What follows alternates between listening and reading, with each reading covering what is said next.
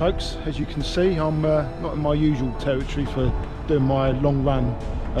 Today I thought I'd mix it up a little bit. I'm going on a bit of a mystery tour this morning, so hopefully you can stick with this video. Possibly could be in 2 parts, so if you want to find out what happens, you'll have to watch the second part as well. But anyway, I shall make tracks. I'm going to take it nice and easy today. It's nothing to do with pace or nothing. It's just purely getting the miles done and just getting a good run going. Just want to get the miles in my legs because I had a bit of a disastrous weekend last week with the with the run because of my ankle. But hopefully it's going to be able to take up the strain this morning. Anyway, catch you all later.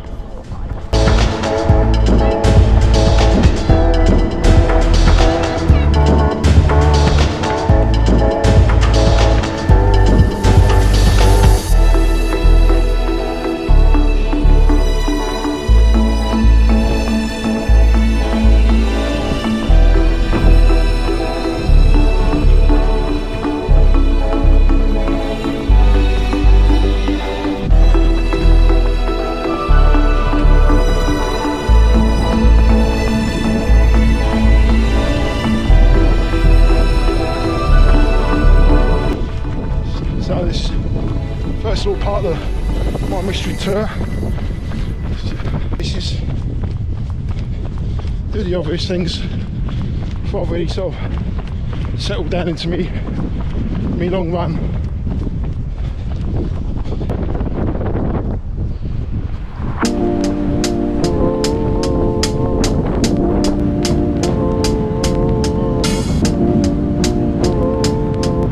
So any of you London Marathon runners will know this little part here is the almost the final mile and a half of the London Marathon. So yeah, when you see that big bend, it's a lovely feeling, but sometimes it's really basically hanging on. That's what happened to me last time when I'd done the London, because I didn't actually do any much training for it. I think the most I've done was about 16 miles, but I still managed to get it done. It was under 3.5 hours, so not bad for no training. But yeah, I would go on these courses, these sort of runs, and it brings back all the memories of all the runs that I've done before. It's the same if I go down to Brighton or anywhere like that. You know, it all brings back memories of the races. It always stays in your head.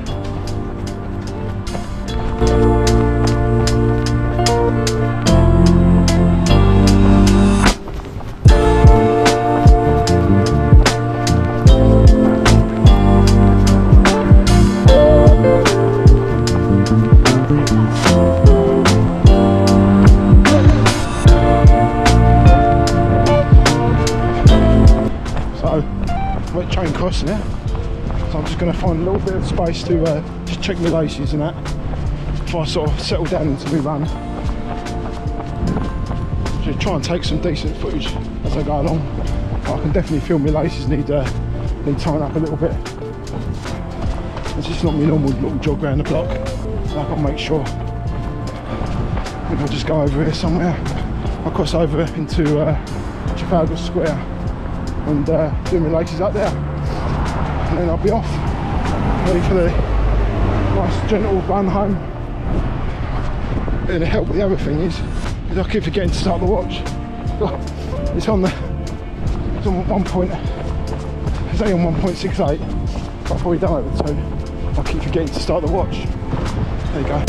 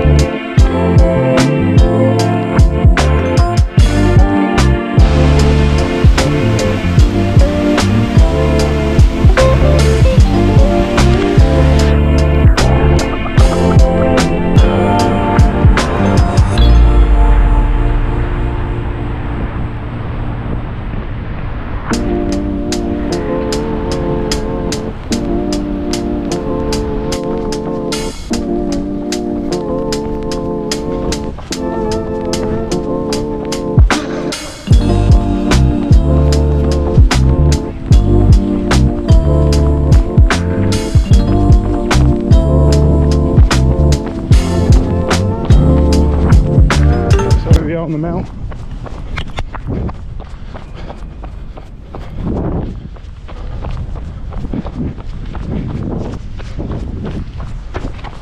This is actually definitely the end of the London Marathon. This is the meeting point, just through there.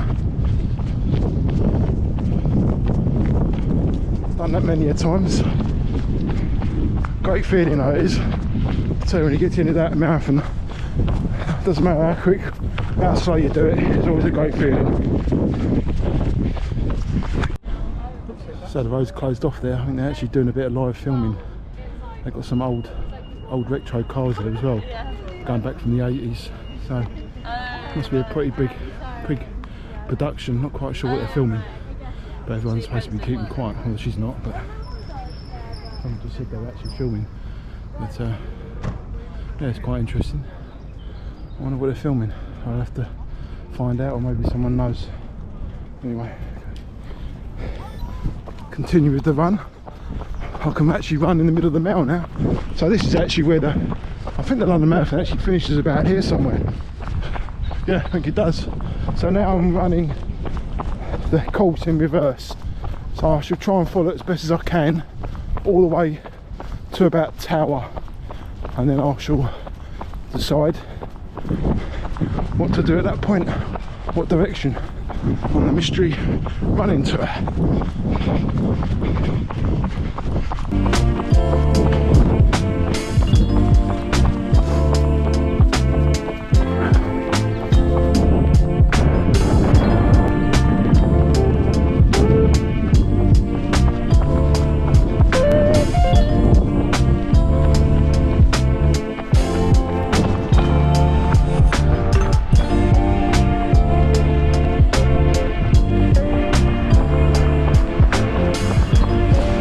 This is the last bend out of the marathon. Very important part of the course for everyone.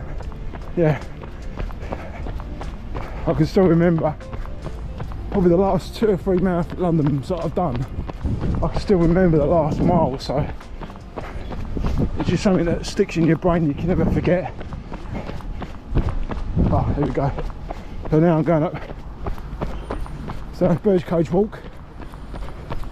I think it's about halfway down. It's about 800 metres to go, I think. I'm supposed to get across here. I do not know. I want to cross over.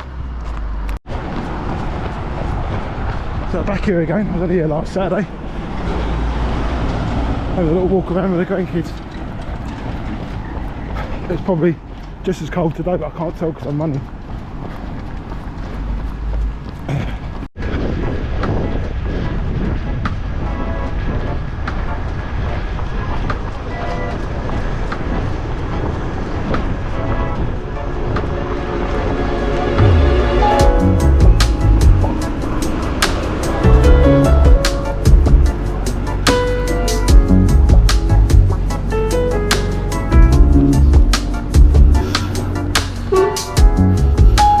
Going to swing a left now onto the Victoria Embankment and basically follow this all the way along to Tower Bridge. I'll go onto Upper Thames Street and Lower Thames Street.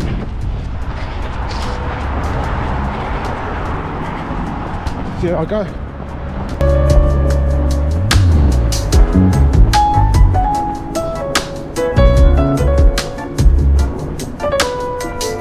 New Scotland Yard. I believe they've got a new boss coming in soon. What a mess that is. So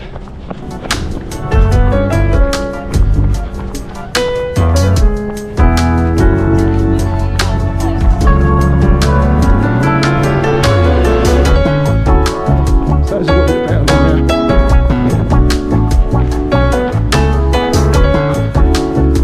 there. It's a bit more open.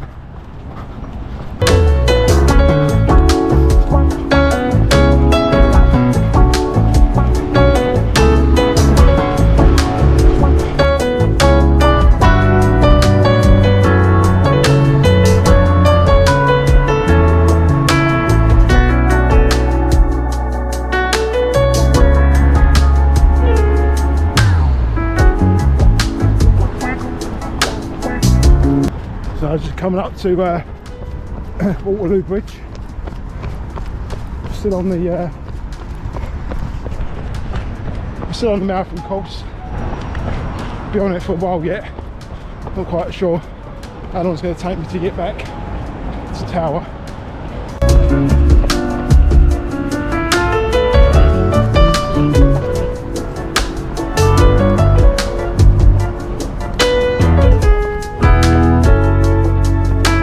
So we're now coming into the city, and that's a temple over there. That's where all the law firms, all the barristers are situated.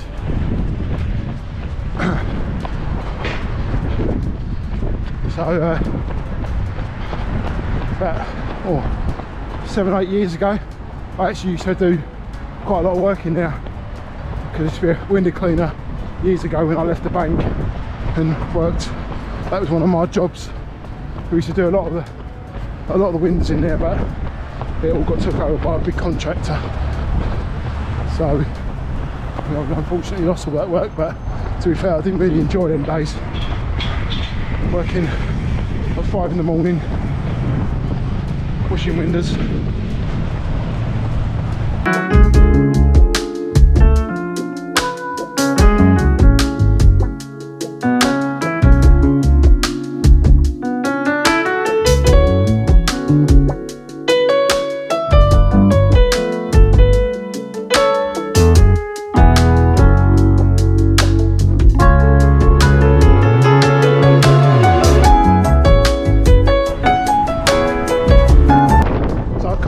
Thames Street now,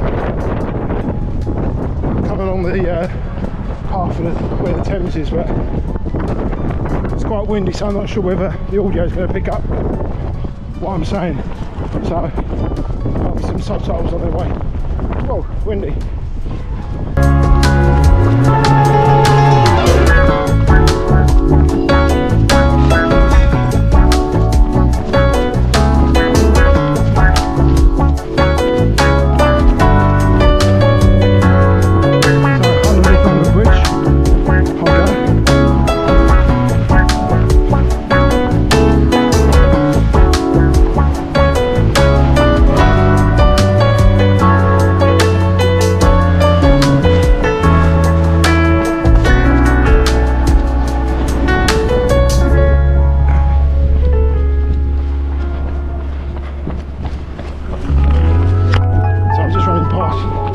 I mentioned it on an earlier video, but I was on the Battersea Park run, not Park Run, Battersea Half Marathon.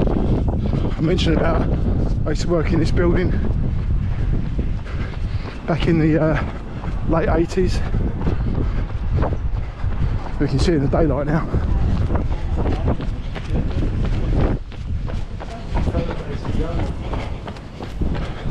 So this path here, the days when I used to work in the bank, wasn't here. Billingsgate, which is named after the Billingsgate Fish Market, which is just down here, which is, they've been moved down into the London Docklands for a number of years now, so I think it's just like well, it looks like it's empty. So this is quite nice, this path. This was never here when I used to work up here, so this is brilliant for runners and walkers.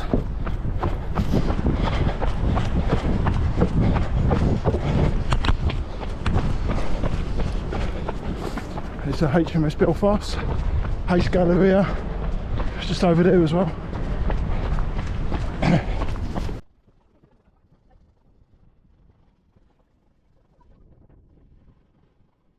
Oh, very nice. It's a bit of breakfast on the with a nice pod. God knows how much they cost though. London now, which is great, a place to visit if you're up here in London. You really do need a day though. Now these cobbles here used to be part of the old original London Marathon course, but they took it out because it was the cobbles are so uneven and runners are twisting their ankles, and obviously the organisers want it to be a PB course if possible, to trick the elite athletes over. Not that they need attracted over, being that it's in London, which to me makes it probably the #1 marathon in the world anyway. Everyone wants to do. So, just going past the Tower of London now. Tower Bridge there. Traitors Gate coming up there.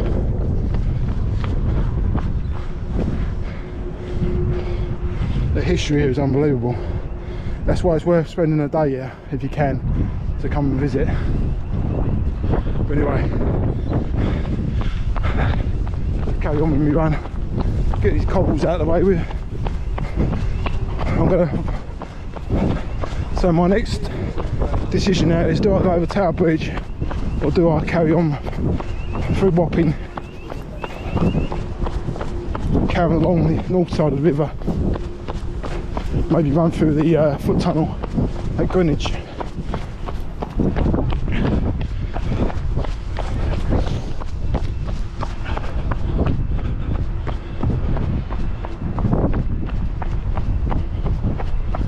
So I've pretty much decided now what I'm going to do. I'm going to carry on the north side of the river down to the Greenwich foot tunnel. I think just a bit more, the roads are a little bit more quieter. If I run on the south side, it means I've got to run round Surrey Quays, and it's just like a great big like housing type estate type thing. It's a little bit boring, so I'm gonna stick along this side. It's a little bit more interesting, a few more bits and pieces to see, and then I'll head over through the Greenwich foot tunnel.